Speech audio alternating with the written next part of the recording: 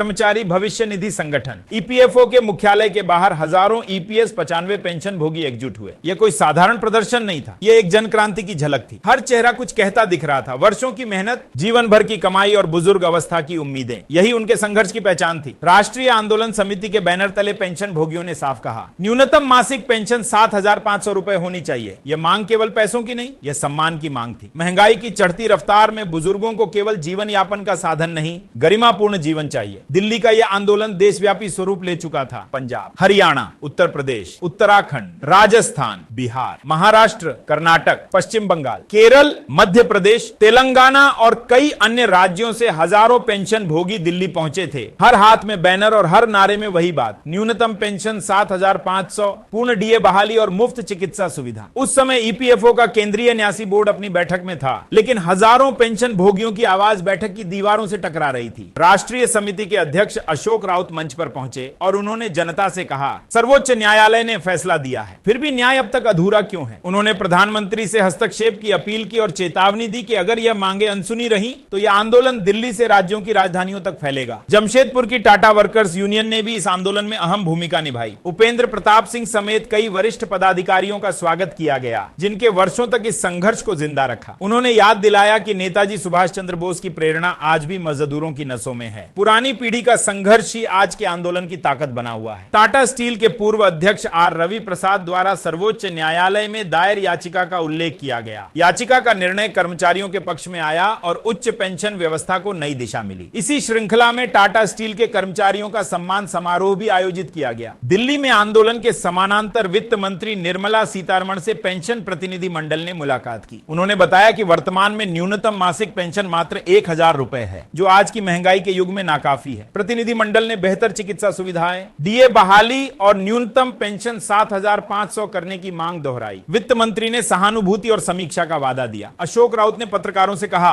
सरकार के आश्वासन अच्छे संकेत हैं, मगर अब निर्णय बजट में दिखना चाहिए। उन्होंने कुछ संगठनों द्वारा प्रस्तावित 5,000 रुपए की पेंशन को अपर्याप्त बताया और स्पष्ट कहा कि न्यूनतम 7,500 रुपए ही गरिमा की सीमा है। सीमा महाराष्ट्र के नासिक शहर में भी जन आवाज उठी। सतपुर इलाके में ईपीएफओ कार्यालय के बाहर प्रदर्शन का नेतृत्व राजू देसले ने किया। उनका कहना था कि जिन लोगों ने जीवन भर अंशदान दिया, उन्हें अब न्यूनतम 7,500 रुपए की पेंशन मिलनी ही चाहिए। यह राशि उनके योगदान का वास्तविक सम्मान है। ईपीएस 95 स्कीम के तहत यह संघर्ष कई वर्षों से चल रहा था। पिछले कुछ महीनों में घोषणा हुई कि न्यूनतम पेंशन 5,000 रुपए की जाएगी, जिसमें महंगाई भत्ता और स्वास्थ्य सुविधाएं शामिल होंगी। यह निर्णय 78,000 लाभार्थियों के लिए राहत की खबर बना। राष्ट्रीय संघर्ष समिति के महासचिव बीएस रावत ने महंगाई भत्ते के महत्व पर विस्तार से बताया। वहीं राष्ट्रीय अध्यक्ष अशोक रावत की अध्यक्षता में वित्त मंत्री से फिर बैठक हुई, जिसमें मुफ्त स्वास्थ्य सेवाओं और उच्च पेंशन प्रणाली की मांग दोहराई गई। स्वास्थ्य मंत्री मनसुखिया मांडविया का रुख सकारात्मक रहा। उन्होंने पेंशन आवेदनों में हो रही त्रुटियों के सुधार का आश्वासन दिया और कहा कि वरिष्ठ नागरिकों को किसी प्रकार की परेशानी नहीं होनी चाहिए। इसके बावजूद जब बजट 2025-26 में पेंशन वृद्धि की घोषणा नहीं हुई,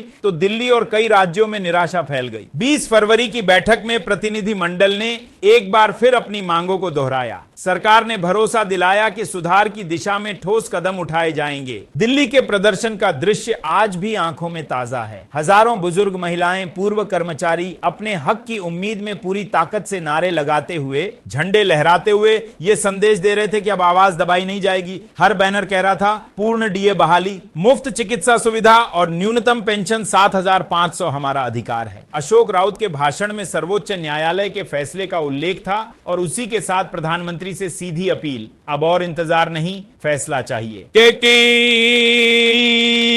टाटा यूनियन के प्रतिनिधियों ने नेताजी सुभाष चंद्र बोस के काल से चली आ रही परंपराओं को याद दिलाया और रवि प्रसाद की याचिका का जिक्र हुआ। उपेंद्र प्रताप सिंह के योगदान को सराहा गया। मंच पर मौजूद सभी पदाधिकारियों ने एक सुर में कहा, यह सिर्फ आंदोलन नहीं, यह आत्मसम्मान की लड़ाई है। वित्त मंत्री से हुई मुलाकात और स्वास्थ्य मंत्री के साथ संवाद ने यह भरोसा दिलाया कि सरकार अब इस दिशा में गंभीर है। लेकिन पेंशन धारकों ने स्पष्ट कहा कि हम केवल आश्वासन पर भरोसा नहीं करेंगे जब तक घोषणा साकार रूप में बजट में न दिखे। महाराष्ट्र, राजस्थान, उत्तर प्रदेश, बिहार, हरियाणा, कर्नाटक, पश्चिम बंगाल, तेलंगाना और केरल तक आंदोलन की लहर पहुंच चुकी थी। हर राज्य में वही नारों की गूंज थी, न्यूनतम पेंशन 7,500, पूर्ण डीए और मुफ्त चिकित्सा का हक। यह केवल पैसा नहीं, आत्मसम्मान की पुकार थी। लोगों की आंखों में उम्मीद का दीपक जल रहा था। थकान के बावजूद उनमें जोश था। इस आंदोलन ने यह दिखा दिया कि बुजुर्ग वर्ग अभी भी देश की रीढ़ है और जब वे न्याय मांगते हैं तो पूरा देश उनकी आवाज बनता है। राष्ट्रीय आंदोलन समिति लगातार बैठकें करती रही। श्रम मंत्री और वित्त मंत्री से प्रतिनिधि मंडलों की कई मुलाकातें हुई। हर बार मांगे दोहराई गईं और हर बार भरोसा दिया गया कि सुधार होंगे। मगर जब 2025-26 के बजट में कोई घोषणा नहीं हुई तो पेंशन धारकों में निराशा साफ दिखी। फिर भी उन्होंने हार नहीं मानी। अशोक राउत ने एक बयान में कहा कि 70 लाख से अधिक पेंशन भोगियों की लड़ाई है। यह सिर्फ हमारे लिए नहीं बल्कि आने वाली पीढ़ियों के लिए भी है। न्यूनतम पेंशन 7,500, पूर्ण डीए और मुफ्त चिकित्सा अब हमारे सम्मान का प्रतीक हैं। इन पर कोई समझौता नहीं होगा। टाटा यूनियन ने इस आंदोलन को ऐतिहासिक बताया। संघर्षरत सब वरिष्ठ सदस्यों उपेंद्र प्रताप सिंह, आर रवि प्रसाद और कई अन्य का सम्मान समारोह आयोजित किया गया। यह समारोह सिर्फ सम्मान नहीं, यह प्रेरणा का प्रतीक था। मंच से यही संदेश गया कि धैर्य और एकता के बल से ही न्याय संभव है। यूनियन ने यह भी याद दिलाया कि नेताजी सुभाष चंद्र बोस की यात्राएं और स्वतंत्रता आंदोलन के संघर्ष इस बात के साक्षी हैं कि हक और सम्मान कभी दान में नहीं मिलते, इनके लिए आवाज उठानी पड़ती है। अब जबकि सरकार की ओर से घोषणा हुई कि न्यूनतम पेंशन 5,000 रुपए होगी और साथ में चिकित्सा सुविधाएं और महंगाई भत्ता जोड़ा जाएगा, तो कई पेंशन धारकों के चेहरों पर राहत दिखाई दी। यह फैसला 70,80,000 लाभार्थियों के लिए एक नई उम्मीद बना। बीएस रावत ने महंगाई भत्ते की अनिवार्यता पर बल देते हुए कहा कि यह सिर्फ राहत नहीं, आर्थिक सुरक्षा का स्तंभ है। यह पेंशन धारकों को आत्मनिर्भर बनाता है और उनके जीवन स्तर में स्थिरता लाता है। इस पूरे आंदोलन ने यह सिखाया कि केवल आवाज उठाना काफी नहीं, जब जनता संगठित होती है तब नीति बदलती है। प्रतिनिधि मंडलों की निरंतर सक्रियता,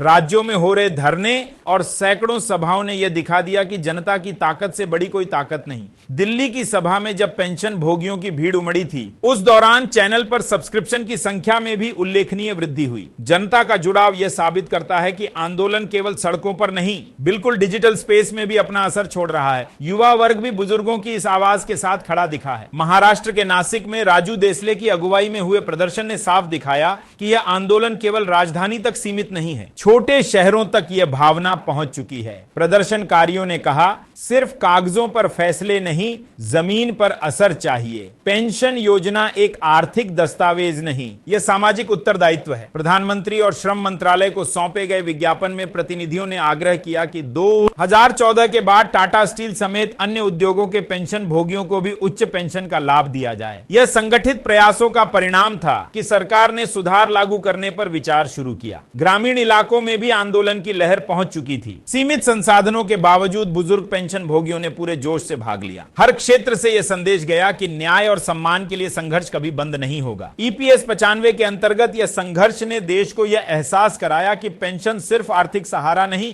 बल्कि जीवन भर की मेहनत का सम्मान है। जब न्यूनतम पेंशन 7,500, पूर्ण डीए बहाली और मुफ्त चिकित्सा सेवाओं की घोषणा होगी, तभी यह आंदोलन अपने उद्देश्य को पूरा करेगा। अशोक राउत और बीएस रावत के नेतृत्व में चले इस संघर्ष ने यह दिखाया कि अगर जनता एकजुट हो जाए तो किसी भी नीतिगत दीवार को गिराया जा सकता है। उन्होंने कहा, हम केवल अपने लिए नहीं बल्कि पूरी पीढ़ी के भविष्य के लिए लड़ रहे हैं। इस आंदोलन को भारत के हर कोने में समर्थन मिला। हर सभा, हर प्रदर्शन और हर भाषण में एक ही बात, सम्मानजनक पेंशन, स्वास्थ्य सुविधा और जीवन का अधिकार कोई दान नहीं बल्कि हक है। ईपीएफओ के भीतर चल रही चर्चाओं और समितियों के बीच यह स्पष्ट दिखा कि सरकार अब इस विषय को गंभीरता से ले रही है। सुधारों पर काम शुरू हो चुका है और आवेदन प्रक्रिया को और सुगम बनाने की दिशा में कदम उठाए गए हैं। अंतिम तौर पर कहा जा सकता है कि ईपीएस 95 का यह आंदोलन केवल एक पॉलिसी की मांग नहीं, बिल्कुल उस मेहनतकश वर्ग की गरिमा की जंग है जिसने देश को अपनी जवानी दी और उनके संघर्ष ने यह संदेश दिया कि न्याय देर से मिल सकता है लेकिन रुक नहीं सकता। यह आंदोलन उस जिद का प्रतीक है जो कहती है कि सम्मान से जीने का हक हर श्रमिक को है। देश भर के बुजुर्ग पेंशन भोगियों ने यह साबित कर दिया कि दृढ़ संकल्पित मनुष्य किसी भी सत्ता को झुका सकता है। जब आवाजें एक सुर में उठती हैं तो परिवर्तन अनिवार्य हो जाता है। ईमानदार प्रयास, एकता और निरंतरता ने इस आंदोलन को इतिहास की महत्वपूर्ण गाथा बना दिया है। यह कहानी सिर्फ दिल्ली,